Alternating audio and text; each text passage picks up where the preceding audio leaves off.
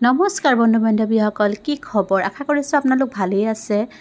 মই নিকিতাৰ পুনৰবাৰ মোৰ ইউটিউব চেনেললৈ আপোনালোক সকলোকে স্বাগতম জনাইছোঁ। আজি এটা পাৰ্টি আছে, তালৈ বুলি আমি ৰেডি হৈছোঁ। মিষ্টাৰ আৰু বেটাৰ ৰেডি হৈ আছে। মই অলপ আগতে ওলাইছোঁ, নহ'লে কৈ থাকিব ইমান দেৰি লাগে নে ইমান দেৰি লাগে। আচলতে মাইকী মানুহৰ অলপ হ'লেও দেৰি লাগেই, সেইবাবে মই আগতীয়াকৈ ৰেডি হৈ লৈছোঁ।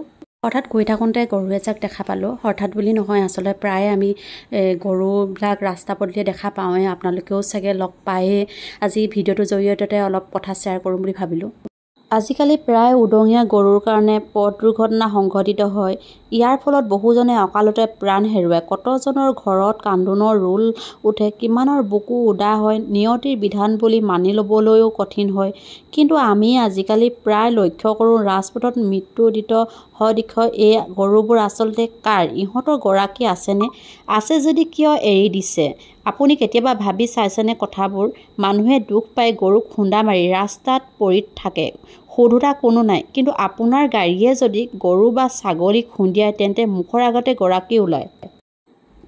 ক্ষতি হিচাপ হয়, কিন্তু মানুহৰ ক্ষেত্ৰত নহয়। মানুহৰ জীৱন কি উদঙীয়া গৰুতকৈও মূল্যহীন?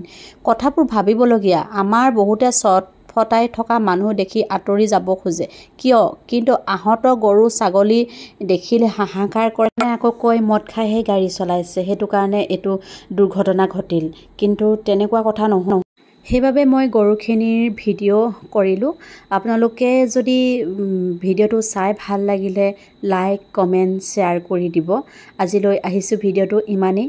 Bye bye, good night.